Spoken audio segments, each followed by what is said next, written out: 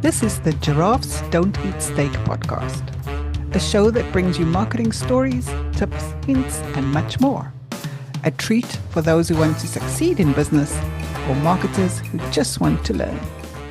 Hello, Alex. Hello, how are you doing? I'm good, thanks. How are you? Very well, thank you. Very well. Brilliant. What have you been watching lately? Or I know have you got any more competitions lined up? I have a competition tomorrow coming, which I'm really looking forward to. The bit at the end when I get to have food and beer. The competition, not so much. But the end bit. There's always satisfying. Are you going to win again?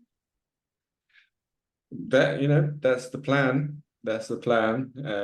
We'll see. You can never tell. It can only take one thing, one mistake, or someone to do something really good, and you can lose. But that is always the mindset I have. I'm going to win. Whenever I envision the fights, I always envision. I have a very visual mind, and when I'm thinking about it, I never see any other outcome other than me winning. That's good. For those of you who haven't been following us, this is not just sparring for fun that Alex does. It's jiu-jitsu.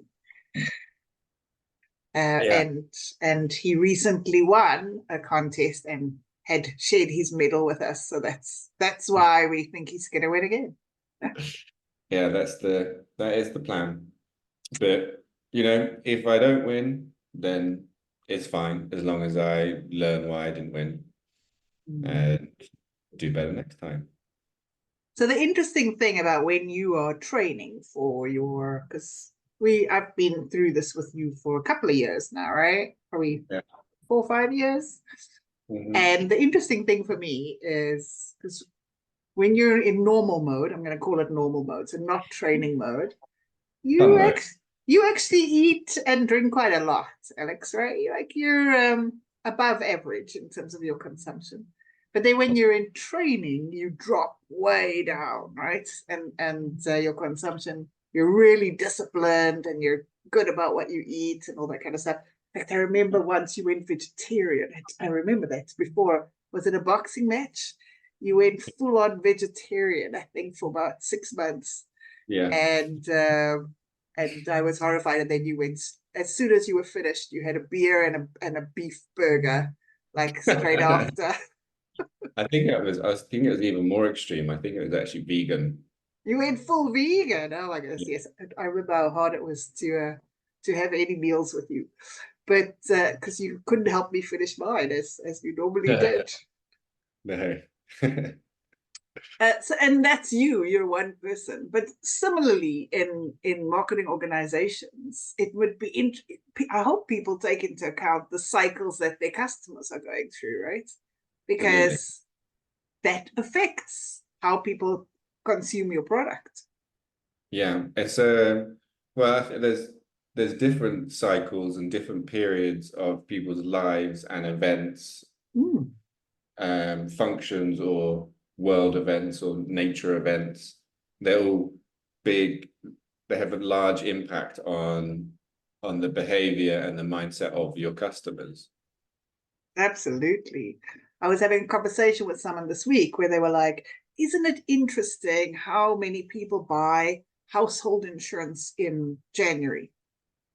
And I said, it's not interesting. It's psychology, right? Yeah. January is New Year's resolution, get your house in order, make sure all insurance is big in January. It's because of that whole knock-on effect of New Year, starting clean, wanting to have your house in order.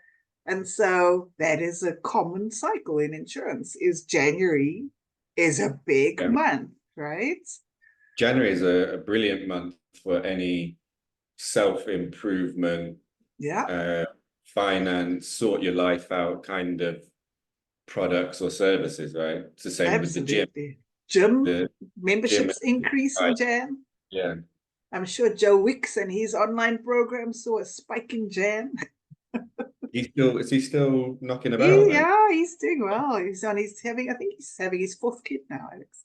You're a little bit behind. Yeah, no, I'm nowhere near having a kid. But so that cycle, the other one that's coming up here in the UK now is the summer holidays.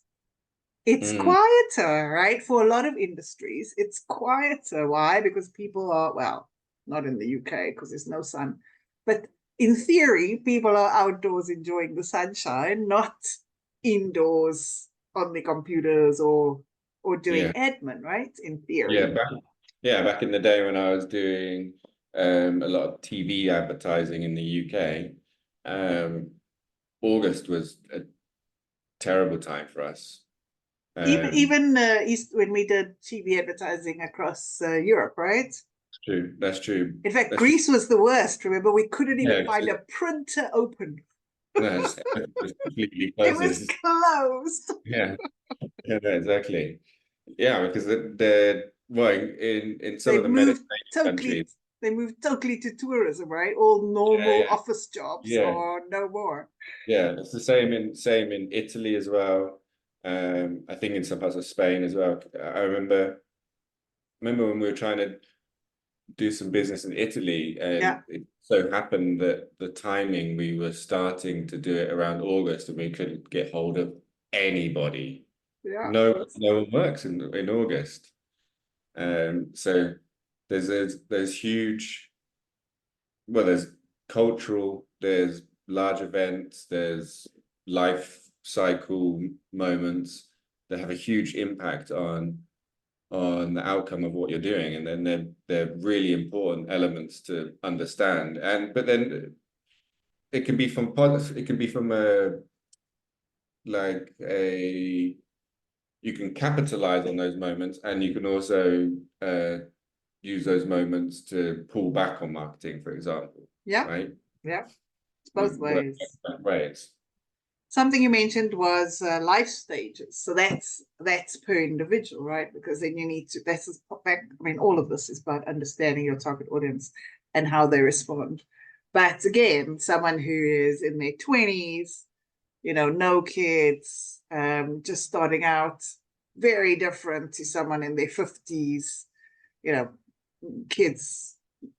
perhaps, right, out of school, starting uni, whatever. Like it's chalk and cheese in terms of what those cycles are. My daughter, as you know, is just finishing up GCSEs. And so I know me and all parents like me for the last 2 months have not left. We haven't done anything. Like we've gone into retreat mode to create the most stable environment for our teenager to finish GCSEs with good marks. So, you Yeah, know, it is. anything around that would have sold really, really well. But if you were trying Mhm. to sell parties and things for No, her it's at not this like that. stage, not going to happen. From Yeah, next week, oh yes, yeah, big time. But for this 2 months, no. yeah, yeah. No, that's and I mean, well, with the advent of AI, I mean, there's a lot of opportunities to be able to gather a lot more details of your customer and build personalized journeys for them, right? Yeah. Uh, as opposed to doing everything manually as before and sort of grouping everybody.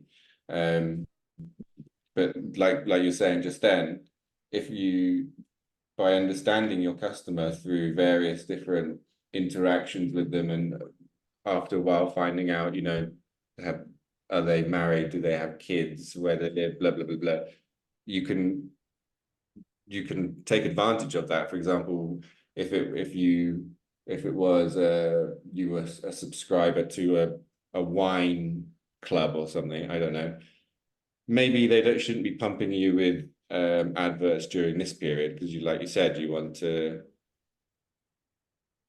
create a stable environment for your kids during the GCSEs, Or or maybe I maybe need the wine. maybe it's the other way around. Yeah. Maybe I need the wine, but it's a different kind of wine, right? But if you have champagne, guess what? If I was selling champagne next week when all these parents are finished, Exactly. I would, and I'm saying parents are finished because it feels like it's the Yeah. parents writing the GCSEs, not the kids.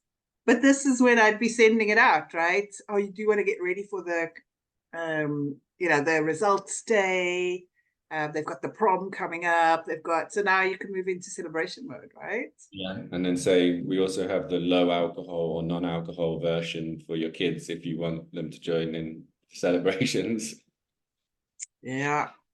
Well, and my son will tell you, I forced him to have champagne when he was 13. It was a Christmas lunch and I gave him a sip. This is the forcing that I did. And to this day, he remembers and tells everyone how his mother forced him to have alcohol. And because of that, he's apparently never, ever going to drink alcohol for the rest of his life. So I think I've won. Well, yeah, but I find that very hard to believe. I don't know, what, that I forced him or that he's not going to drink? No, I believe that you forced him. I don't know, it's James. Once he's made up his mind, he's pretty stubborn. We'll see. True. That's true. Anyway, back to celebrating. The other thing that I was in South Africa a month ago now, it feels like a while. And it was just before the South African elections. And fascinating, everything worked. So, normally in South Africa, there's load shedding. And so there's big, long periods without electricity. And, then the traffic lights don't work. And it's just chaos. That period before election, everything was working. Everything was beautiful. Everything was lovely. So it's also interesting around those kind of country events that are happening to see how your consumers' behavior changes. I remember in lockdown in South Africa actually banned the sale of cigarettes and alcohol during lockdown. And so the underground sales of cigarettes and alcohol flourished. Like if you were a bootlegger of, people were making their own alcohol from pineapples and all sorts of stuff. You did so well during lockdown because of that rule, right? So it's also about understanding. I know we've got UK elections coming up. I'm not sure I've seen as drastic changes, although there are a lot of promises being made now as well, right? Everyone's making promises. They do that here in Colombia, just reminding me about what you said in South Africa. During the elections, they ban the sale of alcohol. Really? That's fascinating. Why? To stop. To make sure you stop protest. I thought it was to make sure you vote. I thought it's to make sure you're voting in your right mind. Well, no, I think maybe, but I think it's to stop violent protests and things like that, I guess. Oh, that's fascinating. So yeah, anyway. all of those kind of things to take into account, right? Yeah.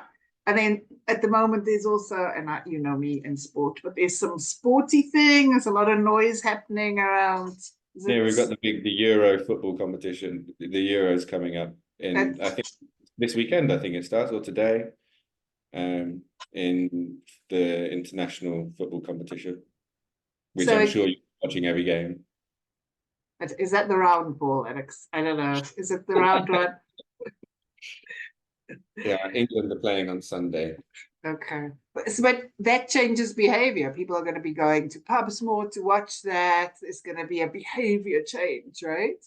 And so how does your marketing capitalize on that change? If you're talking about it in your marketing, no matter what your product is, you're probably going to resonate with people.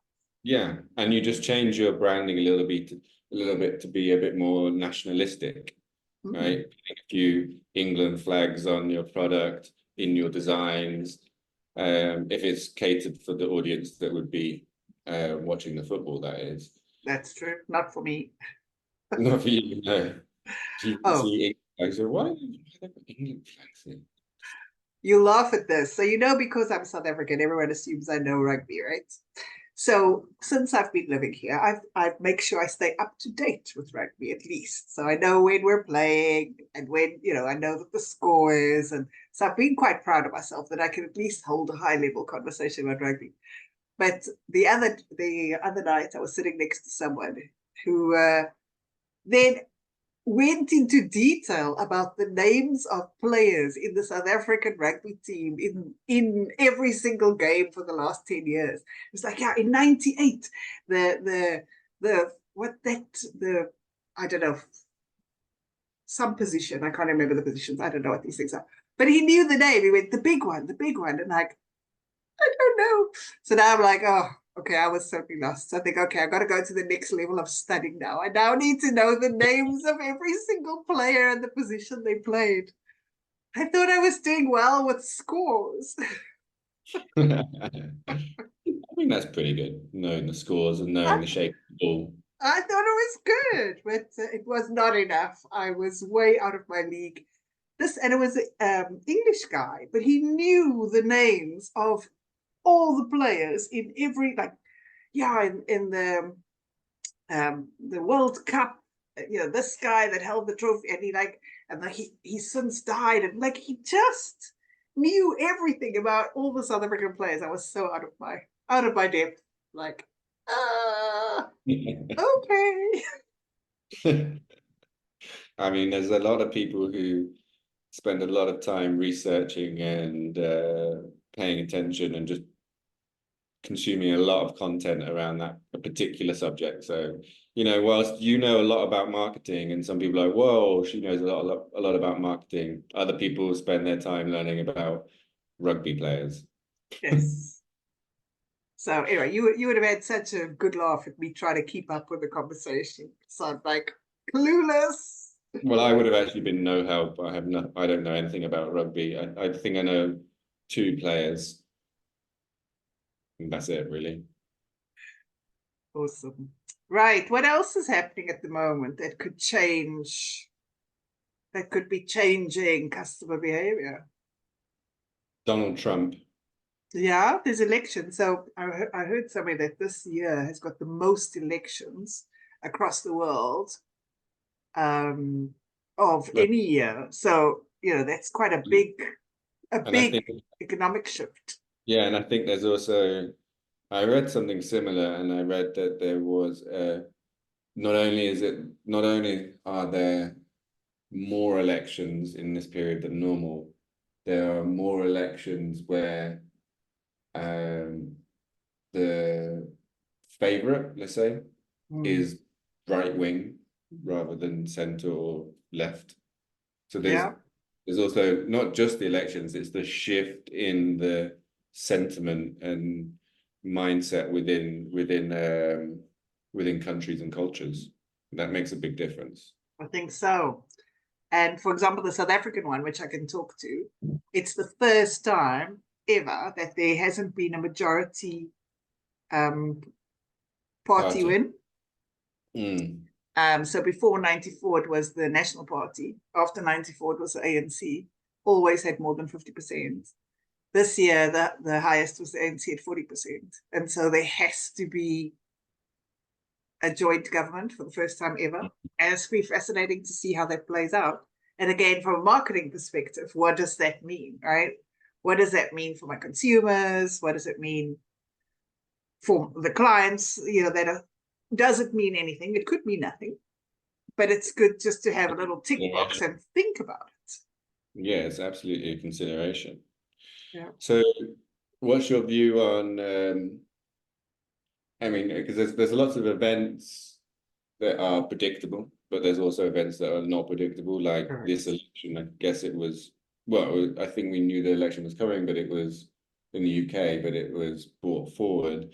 But at the beginning of the year, doing an exercise to map out all of the different types of events or possible occasions related to, and not necessarily directly related to your customers, but that can have a wider effect, just so that you can have a viewpoint of the year. A lot of people are planning their marketing a year in advance. What's your viewpoint on that and the value of that? Well, I think there's a couple of things. If you're doing budgeting, you should definitely take into account cycles. When we were budgeting for insurance, for example, we always budgeted more spend in the first 3 months of the year, because it meant more revenue, right? So because it was our best response months, those first 3, it meant more spend, more revenue. And then definitely we did July, August, minimal, like drop down because there was very little there, and then ramp up slowly again. So when you do your budgeting, that has to go along with your planning. And if you know about elections coming up and you've learned or test it out the first time and then see what the impact is, and then going forward you'll know, right, to put that in your budget, whether it has a negative or positive impact. I think things like natural disasters are harder. If you remember, well, before I met you, actually, I was starting a personal accident campaign in Turkey, a TV campaign, and the week the ad started flighting, there was a major bus accident, and like 30, 40 people died. And so we had to pull the campaign because suddenly we looked very insensitive.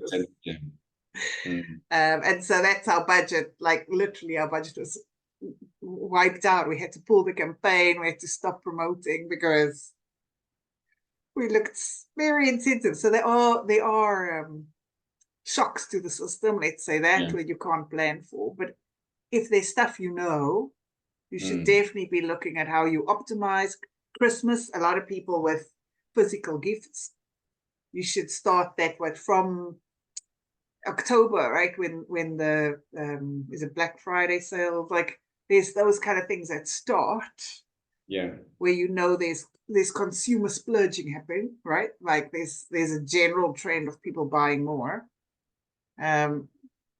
If you don't budget to be more visible at that time, you're silly. No, absolutely. You need to take advantage of those moments from either previous knowledge or best estimate or guess, or I'd rather say informed decision that is going to be affecting your sales volume. And it's important, as I said, we said earlier, capitalize or pull back on that moment, depending on what effect you believe it will have on your business. Yeah. And so that planning, I mean, you should be doing budget planning anyway. So that planning cycle is to add that in and then look at how that affects your messaging, because your messaging should be tailored. You can't expect to run the same messaging throughout. That's not capitalizing, right? You need to, like you said, if it's this football season, adding a little flag or adding a little picture of a ball attached to your logo, whatever it is, just to get things interesting and to make it relevant is so important. Yeah, absolutely agree. Completely agree. Seasonality plays a big part in what we do. Absolutely, especially in consumer goods, right? Yeah, I think so. Well, actually, in everything, and services. No, it's everything. It's everything. Think about coaching, right? I think coaching is also a January thing. I think January, when people are looking to, courses, better myself, all that fitness, if you're not optimizing on January, new year, new you. And yes, okay, I see people come out saying, oh, that's a farce. It shouldn't be that. Okay, you're right. It shouldn't be, but it is. It's like what was it you did? You did a talk about should. Yes, should. Maybe it shouldn't. Maybe people shouldn't only try in January to be healthy, but guess what they do? So you can sit on your high horse going, I'm not going to optimize on January because I think it's not good for people. Guess what? Someone else is going to, and you're going to lose out. And we shouldn't be talking about Christmas until December, but if people are thinking about Christmas, as you're saying, as early as October. Yeah. After September's back to school, right? So August, September, you can be talking back to school if your product is appropriate. So what's the back to school kind of stuff? Then you've got your whole Halloween, Thanksgiving kind of period. And then, there's lots that you can optimize over a year by just tailoring your message. Not forgetting, though, that you need to also look at your personal life stages of your customers. So that's like overlaid, because in there, you've got your customer's personal life stage and where they are in that journey, which may or may not align to your overall calendar. Yeah, absolutely. Cool. Brilliant. I think Top that's all 3 good. tips. Look ahead to the year for schedule events that are coming in to understand how that may affect your marketing and your messaging. Like, for example, the football competition. Okay, in this month we're going to be putting England flags on. Oh, if you're advertising in the UK, England flags on all over your marketing. Look back at your previous years if you have data to understand, did you see any peaks in certain periods within the year? If so, redo that. What was the third one? Third one was your customer life cycle. So where are they in also depending on your product, if it is a insurance product that you're saying, then maybe they're having a baby. That changes absolutely everything. And there are tools around that can predict these things, which is kind of scary, but very helpful. That's true. That's true. Awesome. Love those tips, Alex. Thank you so much. Right. I'm sure we will pick this up again because it's really a fascinating topic. Maybe we can get a guest speaker to come and talk to us a little bit about some of these tools. Maybe that's a nice one for dig into. But talk to you soon. Have a great week. You too. Cheers. Bye. Bye. That wraps up this episode of Giraffes Don't Eat Steak. Thanks for joining us. I hope you found value in our discussion and got some new ideas to apply to your own business. Tune in next week for another round of marketing insights and inspiration. If you enjoyed this episode, please leave us a review and subscribe on Apple Podcasts, Spotify, or wherever you listen to podcasts. We appreciate you listening. Catch you next time on Giraffes Don't Eat Steak.